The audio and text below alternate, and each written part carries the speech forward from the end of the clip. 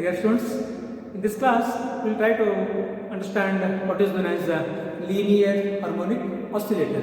That is, we will try to find out the energy of what is known as a linear harmonic oscillator. That is, linear harmonic oscillator. So we are going to find out the energy of a linear harmonic oscillator. So let me tell you, this is one of the application of time independent Schrodinger equation. So we have derived the time independent Schrodinger equation in the previous classes, and we have discussed the two applications of Schrodinger equation. The one application was the particle in a one-dimensional potential box. The second application was the particle in a three-dimensional box. So we have found out the energy of a particle present in a one-dimensional box and the energy of a particle present in the three-dimensional box. In the same way, this is the one more application or the third application of a Schrodinger time-independent equation, in which we are going to find out the energy of a linear harmonic oscillator, right? So before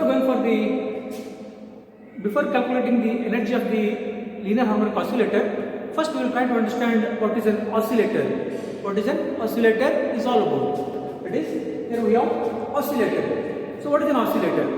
Now basically, in quantum mechanics or in quantum physics, a particle which oscillates is known as an oscillator. A particle which oscillates is known as an oscillator, right? You know, it is similar to that of what is known as in classical mechanics we have what is known as a simple harmonic motion. In classical mechanics we have what is known as simple harmonic motion, whereas the same term in quantum mechanics we call it as what is known as linear harmonic oscillator. Linear harmonic oscillator. In classical mechanics we say it is a simple harmonic oscillation, right? In quantum mechanics, the quantum physicists have their own words, have their own terminologies. They use it as what is known as linear harmonic oscillator, right? So we will try to understand what is this linear harmonic oscillator is all about. So you know, what are the examples? What are the examples for linear harmonic oscillator, or what are the examples for simple harmonic motion? Because I said in classical mechanics it is simple harmonic motion, in quantum mechanics it is linear harmonic oscillator. So what are the examples which produces simple harmonic motion, or what are the examples for linear harmonic oscillator? The best examples are, if you take a simple pendulum oscillating with a small amplitude is one of the example for simple harmonic motion. Similarly, if you take a spring system, let's say you have a spring system which is fixed at the top end and it is free at the bottom end. You suspend a particular load at the bottom end, you pull it and leave it. What it does? It performs to and fro motions. It performs vertical to and fro motions.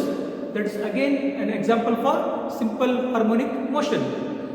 Or in other words, you take the case of a floating water. The case of a floating water. What is the best example? You take the case of a swimming pool.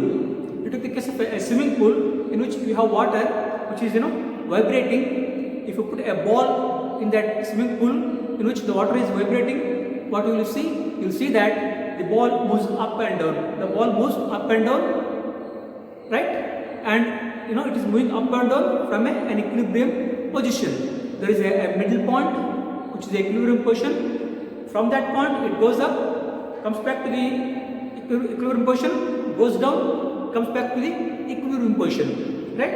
Even in case of a spring system, there is a middle point, that is the equilibrium position point. The spring goes above that equilibrium position, comes to the equilibrium position, goes down, again comes back to the equilibrium position, right? Even in case of a simple pendulum, right? There is a middle point, that is the equilibrium position. The simple pendulum goes to the one side, comes to the equilibrium position, goes to the other side, comes to the equilibrium position, right? Means they are all oscillating about a equilibrium position. And even if you take the examples of atoms, the atoms of a molecule, the atoms which are present in a given crystal, the atoms which are present in a material body, they are also oscillating. They are also oscillating from their mean position due to thermal energy.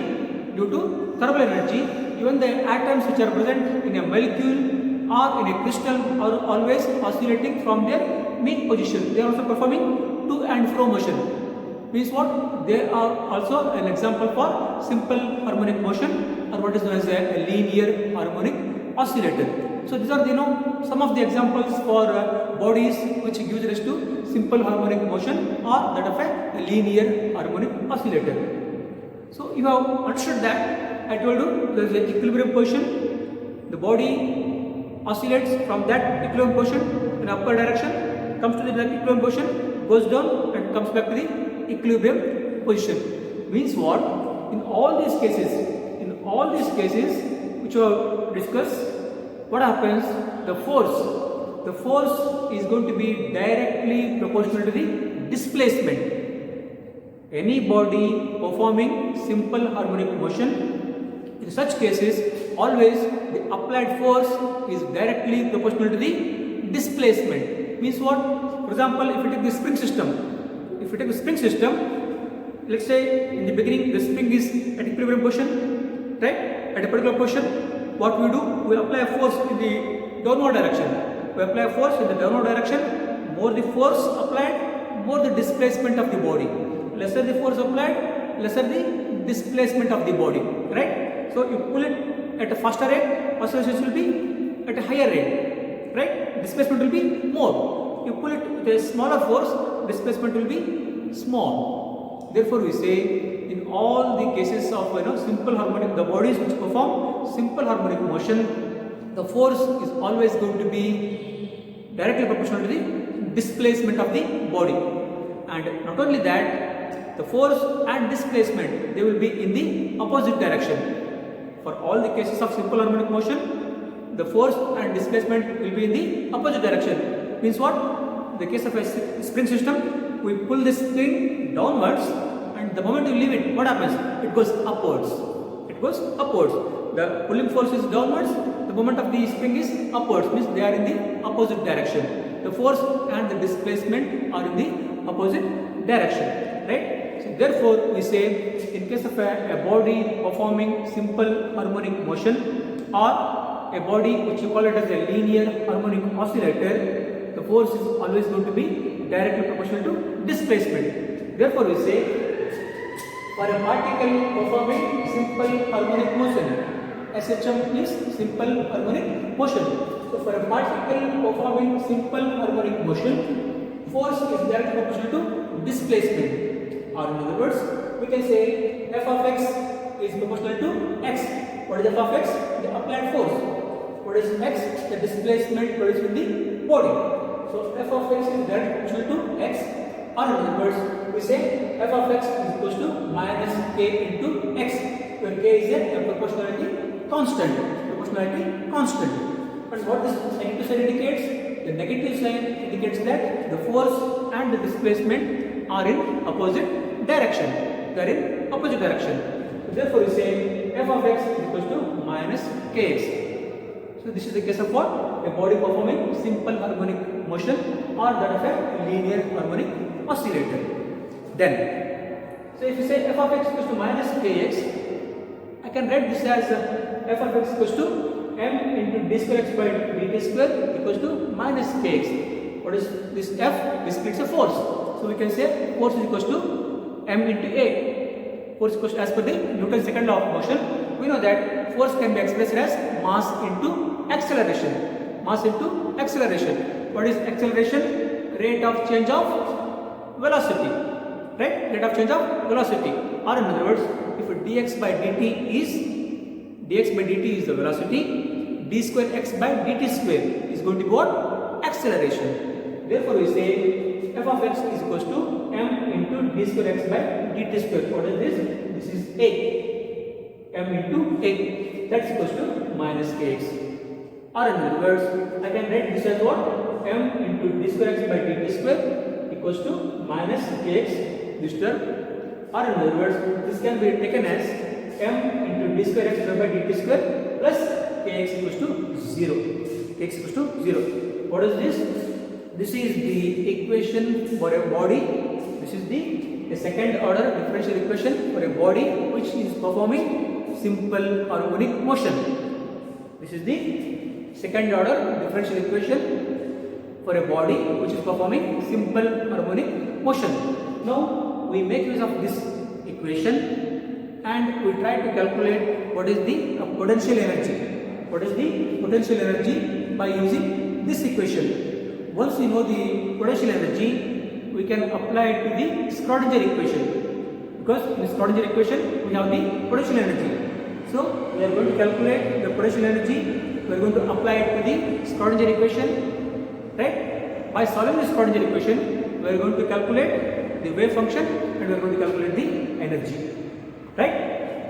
Then, so in order to calculate the potential energy, what we say, the potential energy function. The potential energy function is given as f of x equals to minus kx, that is equals to minus dv of x divided by dx. So this can be expressed in terms of potential energy as dv of x divided by dx. What is Vx stands for the potential energy, right? So once you know this potential energy, from this equation I can write this as, or in other words, dv of x is equals to kx into dx. This negative get cancelled. This is taken to this side.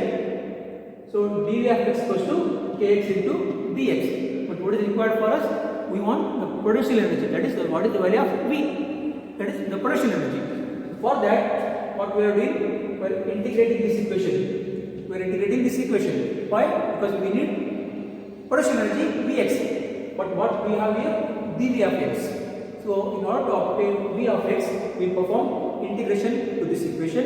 When we do the integration on this equation, what we get? We get V of x equals to 1 by 2 kx square. That is, k is a constant. What is the integration of x? X square by 2. So it's going to be 1 by 2 kx square. Right?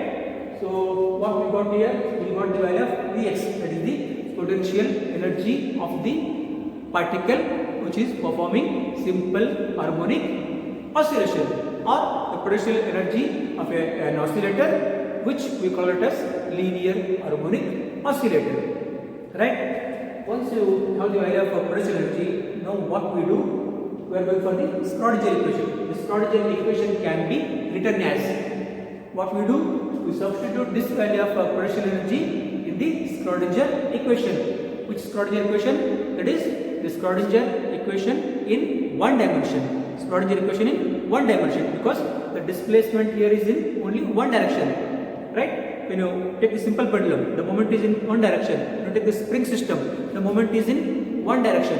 When you take a floating body, that is a ball floating on a orbiting water, the moment is in one dimension. If you take the atom of a molecule in a crystal, right? How is the motion of the atom? The atom is vibrating from the mean equilibrium position, right? In all these cases, the motion of the body is in one dimension. Therefore, we take the time independent Schrodinger equation in one dimension and we substitute the value of potential energy in that equation, right? So what we get? D square psi by dx square plus 8 pi square m divided by s square. This is all the same terms which are taken from the first time independent Schrodinger equation in one dimension.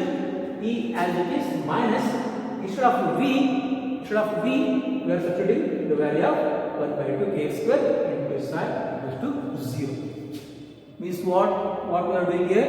Here we are taking the classical mechanics concept. We are calculating the potential energy of the particle, and we are switching on to the quantum mechanics. Means the potential energy which is determined by using classical mechanics is now applied in the quantum mechanics. Because this is a time independent Schrodinger equation which is derived quantum mechanically. This is the second order differential equation as per the classical mechanics for a body performing simple harmonic motion, right? So the value is substituted here and we got the second order differential equation. So once you have a second order differential equation, so what we do? we have to calculate the wave function, we have to calculate the energy. We have to calculate the wave function, we have to calculate the energy, right? So what is required for us in this case? We want the energy. Our main aim is to calculate the energy of a particle which is performing linear harmonic oscillations or simple harmonic oscillations, right? So in order to calculate the energy, we are not going for the details of how we get the wave function, how we apply the boundary conditions, right? Basically, once you have a second order differential equation, what we do? In case of a particle in a one-dimensional potential box, particle in a three-dimensional box, in order to get the energy value, we apply the boundary conditions. By applying the boundary conditions, we calculate the value of C, D and K and all, and then finally we get the expression for energy. So here we are not going for all those details. When you do all those things and calculate the energy, what we are going to get is, we are going to get the energy value of this equation is going to be E of n is equals to n plus of h nu. Means after solving this equation, after applying the boundary conditions and doing all the mathematical simplifications, finally what we get is, we get the energy of a linear harmonic oscillator. Energy of a linear harmonic oscillator as E of n equals to n plus of h nu. What is h? H is the Planck's constant. What is the nu? Nu is the frequency of the oscillator. Frequency of the oscillator. What is the value of n? N can take the value of n equals to 0, 1, 2, 3, so and so. So this becomes the expression for energy of a linear harmonic oscillator, right? So what we did here, we obtained the expression for energy of a linear harmonic oscillator. Or in other words, as I told you, this is one of the application of time independence Schrodinger equation, in which we are calculating the energy of a linear harmonic oscillator. From this equation, we can draw some very important conclusions. So that is, before that, if you look at this diagram, what this diagram indicates, if you plot the graph of potential energy versus x, so if you check the value of n equals to 0, what we get is going to be half h nu. N equals to 1, 3 by 2 h nu. N equals to 2, 5 by 2 h nu. N equals to 3, 7 by 2 h nu. N equals to 4, 9 by 2 h nu, and so on. Right? By substituting the values, n equals to 0, 1, 2, 3, 4, so and so. So if you plot a graph of v versus x, this is the kind of graph we get. What is E0? E0 is the energy of the particle corresponding to n equals to 0. E1 corresponding to n equals to 1. E2 corresponding to n equals to 2. E3 corresponding to n equals to 3. E4 n equals to 4. Right? So if you look at this diagram, the energy levels are very evenly spaced. Means the distance between the two energy levels is equidistant. Right? What is that? The distance between this. All the energy levels are equally spaced. Or the energy distance between any two energy levels is equal. So what is the value of that? What is the difference from here to here? It is h nu. From here to here, h nu. From here to here, h nu. From here to here, h nu. Means the difference between any two energy levels is h nu. So we say, in case of a linear harmonic oscillator, the energy levels are equidistant, they are equally spaced. The difference between any two energy levels is equals to what? H nu, right? And there is one very important conclusion here. What is that? When you substitute the value of n equals to 0, what we get? This becomes 0, we get half h nu. So this energy, the energy corresponding to n equals to 0, which is equals to half h nu, that energy we call it as what is known as 0 point energy. What is known as 0 point energy? So what is 0 point energy? It is the minimum energy. It is the minimum energy possessed by a linear harmonic oscillator. Or in other words, if you can call it as the E0 equals to half h nu. is equals to half h nu. So this energy we call it what is known as 0 point energy or the minimum energy. From this we draw a very important conclusion. You know what is the conclusion? I said this is the minimum energy of a linear harmonic oscillator by taking the value of n equals to 0. You know the same problem if you apply it to classical mechanics. In classical mechanics, the minimum energy or the 0 point energy of a particle performing simple harmonic motion is equals to 0. Whereas in quantum mechanics, the minimum energy or the 0 point energy of a particle performing simple harmonic motion is not equals to 0. It is having a certain finite value that is equals to what? Half h nu. It is equals to half h nu. Means what? As per classical mechanics, if we take the case of a simple pendulum which performs a simple harmonic motion, or a spring system, or a floating water problem, or that of atoms oscillating in a molecule, all of them possess zero energy, or the minimum energy of all these cases is going to be 0. Or in other words, as per classical mechanics, the minimum energy or the energy possessed by a particle which is performing simple harmonic motion at absolute Kelvin, that is at 0 Kelvin, is equals to what? 0 as per the classical mechanics. Whereas as per quantum mechanics, at absolute 0 Kelvin, the minimum energy or the 0 point energy possessed by a particle performing simple harmonic motion is not equals to 0, it is equals to 1 by 2 h nu. So we say is equals to half h nu, we call it what is known as 0 point energy. So this is one of the very important difference between classical mechanics and quantum mechanics. You know, it is having a very important conclusion. You can draw still some more important conclusions from this. We say that this 0 point energy of a quantum mechanics is due to the, or it is a consequence of what is known as Heisenberg's uncertainty principle. We say it is a consequence of Heisenberg's uncertainty principle. Means what? What is Heisenberg's uncertainty principle? We know that delta x, delta px is greater than or equals to h divided by 4 pi. As per Heisenberg's uncertainty principle, what it says, whenever you try to make the measurement of position and momentum of a subatomic particle like electron, proton or neutron, which are having a wave nature associated with them, there is always going to be certain amount of error involved in the measurement, right? So what is that error? Corresponds to delta x.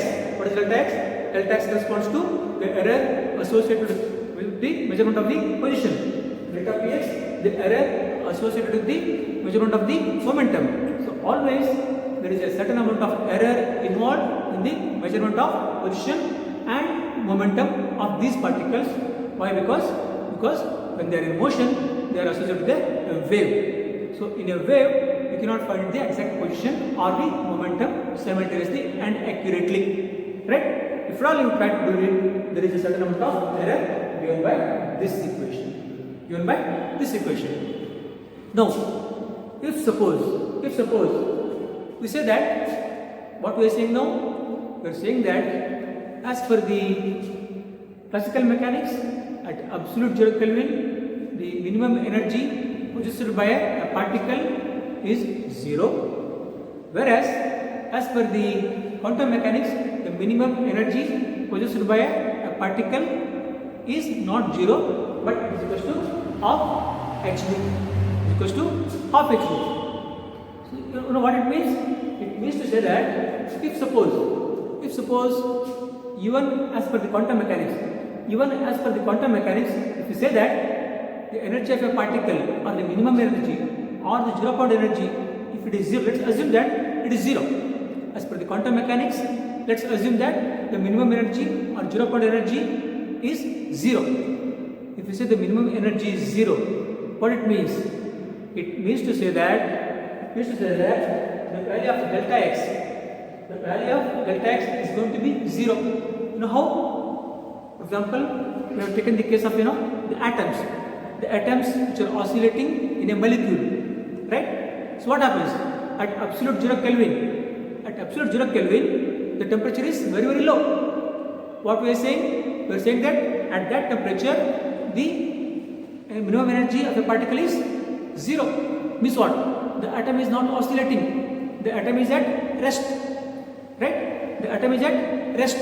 If the atom is at rest, then we can very easily find out the position of the particle, right? Earlier, in case of Heisenberg's principle, what was the difficulty? We say that the electron is always in motion or the atom is always in motion. So therefore, there is a wave nature associated with it. The moment you say at 0 Kelvin, the atom is at rest position, you can easily find out the position of the particle.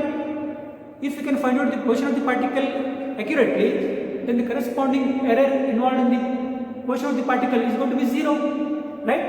Or in other words, delta x, the error involved in the position of the particle, this is going to be 0. If this becomes 0, the product is going to be 0.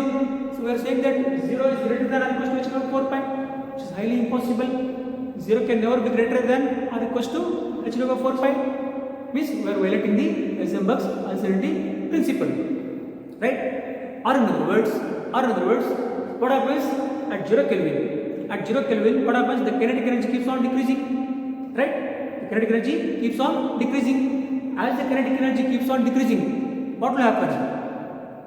It is very easy to find out the momentum of the particle. If the kinetic energy decreases, it is easy to find out the momentum of the particle. Or in other words, what will happen at delta px?